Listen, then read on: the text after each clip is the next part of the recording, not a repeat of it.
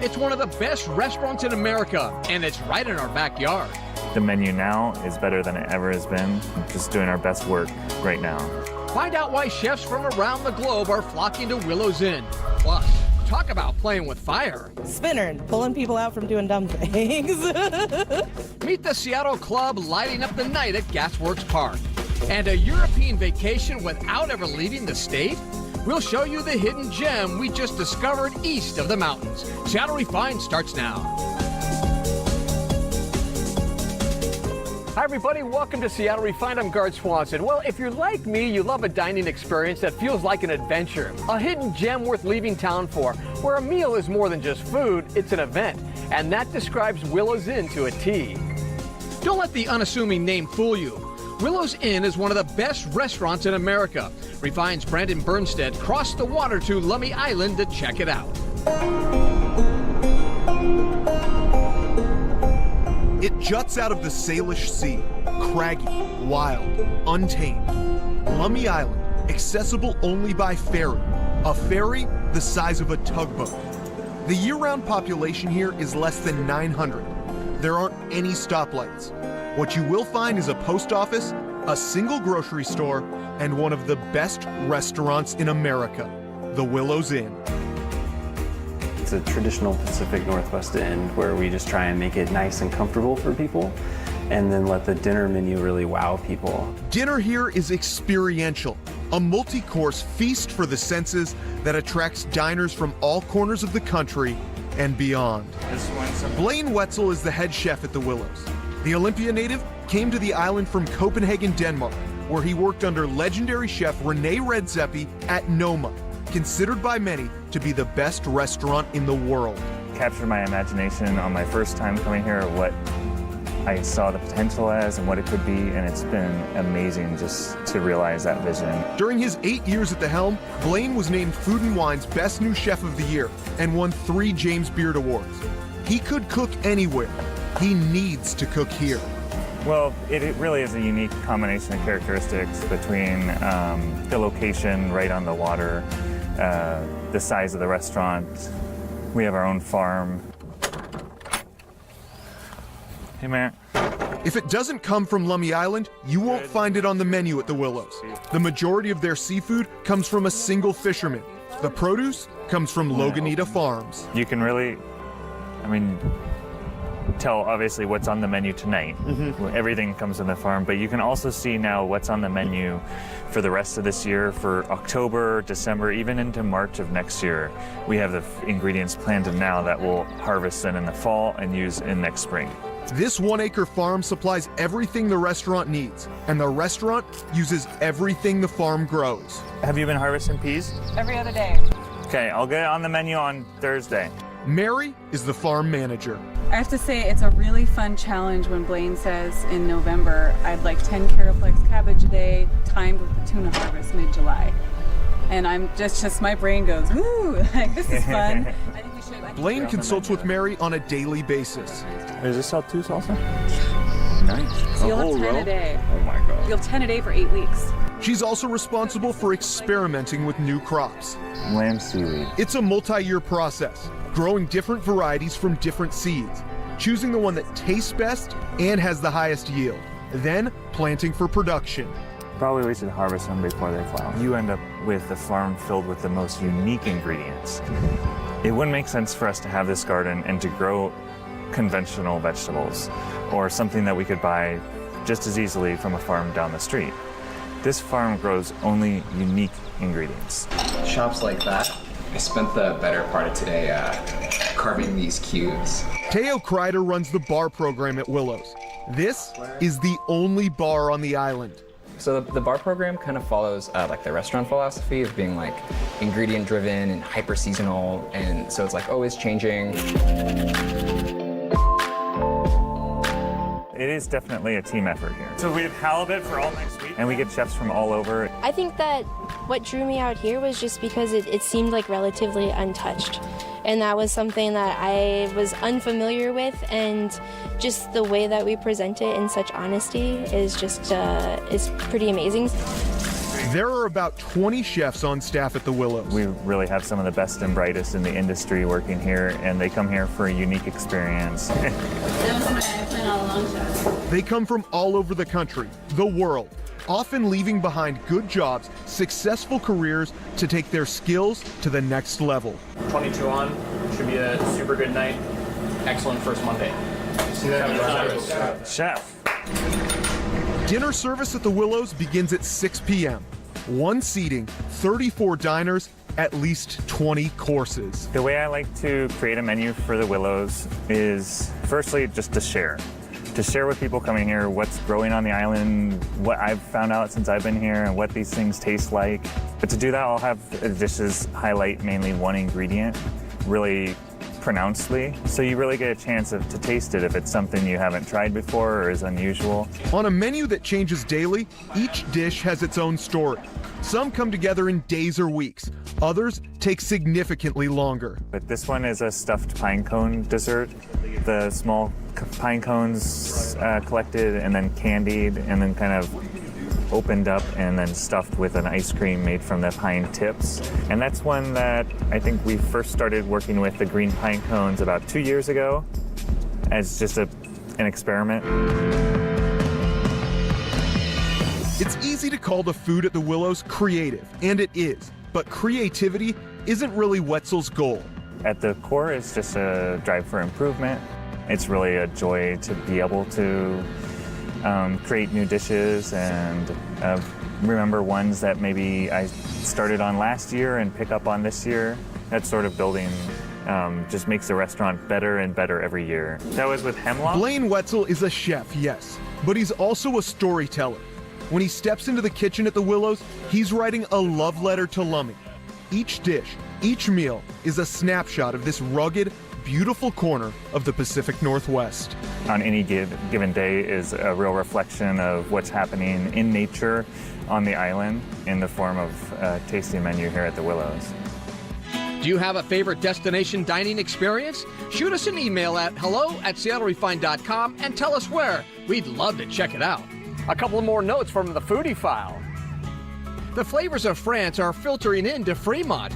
The new modern French restaurant, Le Coin, just opened for dinner in the space formerly occupied by Creole Eatery Rue. Owners plan to add brunch and happy hour menus soon. And folks in South Lake Union are getting a new place to nibble. The restaurant Birch just opened up on Fairview Avenue next to the White Swan Public House.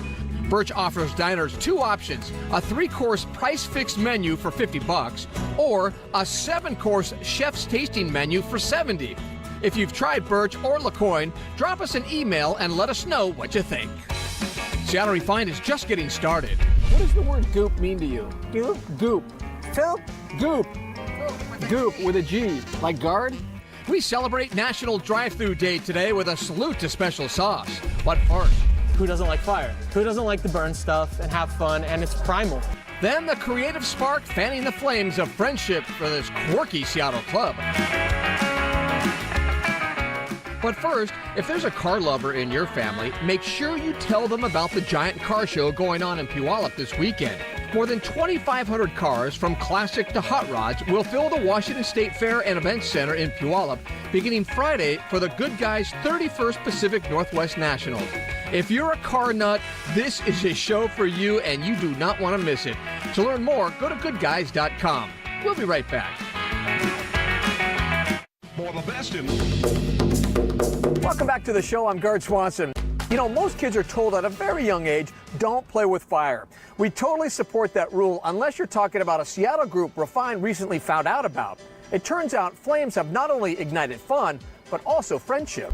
On a sunny Seattle day, you can find just about anything at Gasworks Park.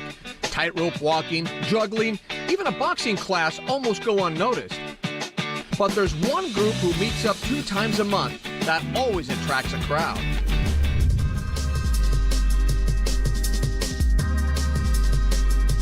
We get a lot of people that stop, they'll stop for anywhere from 5 to 30 minutes and just kind of hang out and watch the show. Spinnern is a fire spinning community in Seattle that's been around for 8 years.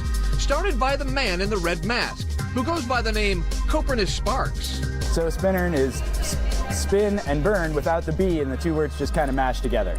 I came down here about 10 years ago, and there was a few people down here burning. It was kind of unorganized, and nobody really knew when anybody was going to be out here. And so I started just making it a regular thing. That regular thing has now grown into a Gasworks staple, bringing people together of all skill levels. It's movement. I mean, all of us have a different background for sure. I have a bit of a background in gymnastics. I have a day job that is, you know, quite frankly, sitting at a desk. This gets me moving again. It gets me active again. It's definitely therapeutic sometimes. It's calming, it's focusing, but who doesn't like fire? Who doesn't like to burn stuff and have fun? And it's primal. There's nothing like spinning fire around yourself and listening to it as it moves through the air. Don't rush to judgment when it comes to spinner. They're not just playing with fire. It's really about safety first. Everyone is actually taken through a safety certification course so that we all have very uniform training. We have all been put through the ringer. There's barriers to keep the public out. There's designated fuel areas and safeties, and all the safeties have gone through the certification training. The one thing that has stuck with me through the entire 6 years has been fire eating. I was actually self-taught at first, and terrible idea. And guess what? People from Spinnern grabbed me and were like, that's not how we're going to do this. We're going to put you through classes and all these fantastic things to make sure that you are well taken care of on your adventure. Spinnern, pulling people out from doing dumb things. At tonight's meetup, there was a first-timer who felt confident enough to light up thanks to the Spinnern community. They specifically told me, okay, only light the last 4 because it's going to be really hot. And I was like, oh, I don't know, I kind of really want the full effect. But I took their advice, and I'm really glad I did because it was really, really toasty.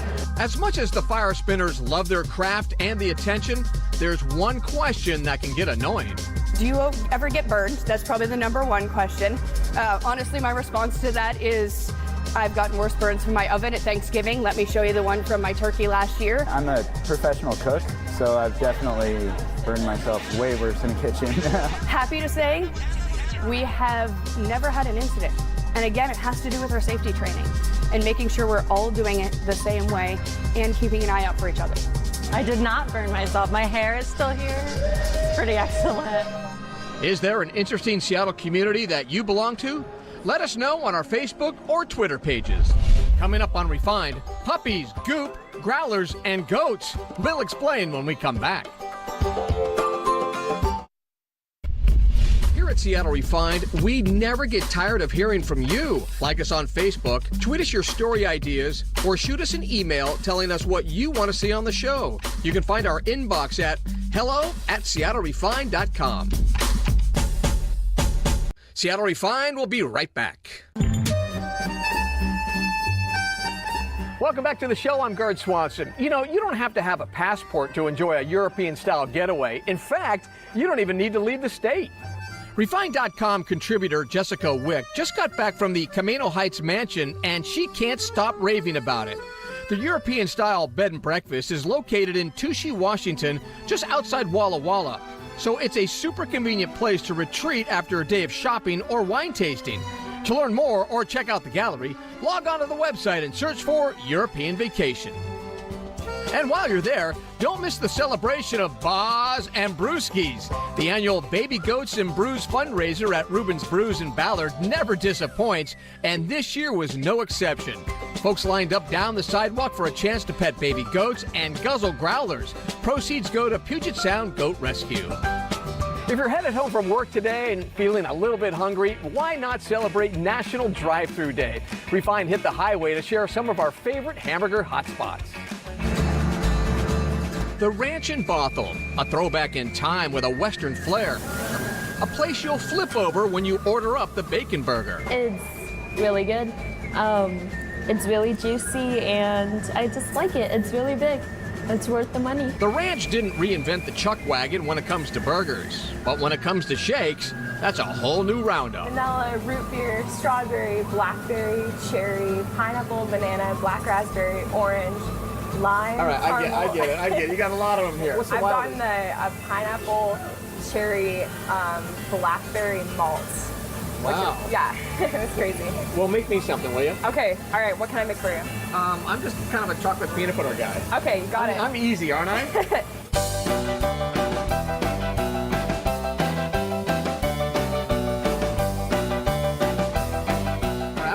lid off. I don't need a straw. Just chocolate peanut butter. How is it? It's fantastic. Great. Rich and smooth. 90 minutes down I-5 in Nisqually sits Norma's. She's been around since the 60s. She prides herself on customer service and saluting the military with every purchase. When you get here, order the award-winning Duke Burger, made in honor of the iconic actor John Wayne. This burger beast comes with double meat, double cheese, jalapenos, lettuce, tomatoes, onion, and secret sauce. When you go out to eat, you always want to feel special. And, you know, we really try to make our customers feel special when they come to Norma's because we appreciate their coming. Also hot on the hamburger drive-in list, West Side Egan's in Olympia, just a couple of miles from the capital. Their specialty, goop. We have our goop here, which is our special sauce. Let me tell you about the goop here. Look at this. Yes. This is goop right here. And you go through a lot of it. Yes, 60 gallons or more per month. Can I try some? Yeah, go for All it. right, I'm gonna just, and what's in it? Mayonnaise, mustard, and relish mixture. Ooh, that's finger A little looking good. tangy. Want to try some? I know you've never had it. Yes. Yeah. Very nice. Oh. Hey, give me a pinky high five. Woo! One lady who's never tried the goop, 93-year-old Tyra Burris. We found her waiting in the drive-thru. What does the word goop mean to you? Goop? Goop. Goop. Goop. Goop with a G. Like guard? Goop. Yeah. Yeah. What do you think of that word when you hear goop? Soup. Soup? Yeah, you're close. A few minutes later, Tyra gave Goop the old gung-ho, taking her first bite ever out of an Egan's burger loaded with the secret sauce. Hello. You like it? Wonderful. How's the goop? Isn't that good? Did we miss your favorite drive-in? Message us on Facebook or email us at hello@seattlerefined.com. Let us know where we need to eat out next. We'll be right back, but first, check out our refined, shareable moment of the day.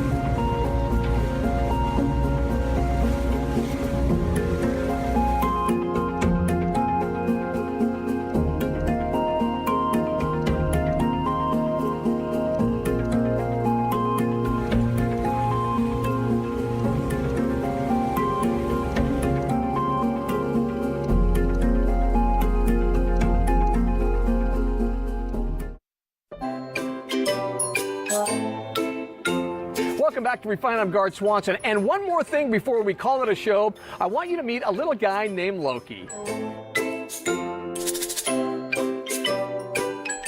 But to be completely transparent, Loki is actually my guy.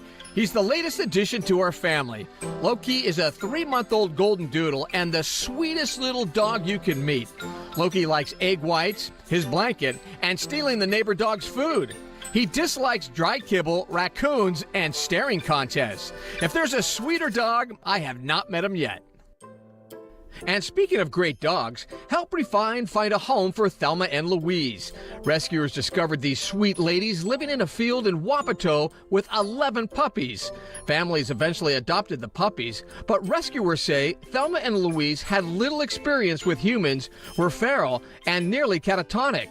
Over the course of months, rescuers have slowly convinced these ladies to trust humans and now are looking for the perfect forever home where they can become beloved pets. If you think Thelma and Louise might be a good fit for your home, log on to our website, read their story, and learn more. The girls have been through a lot, and we want them to find their happy ending. All right, that's going to do it for today's show. Thanks for joining us on Seattle Refined. We'll see you next time.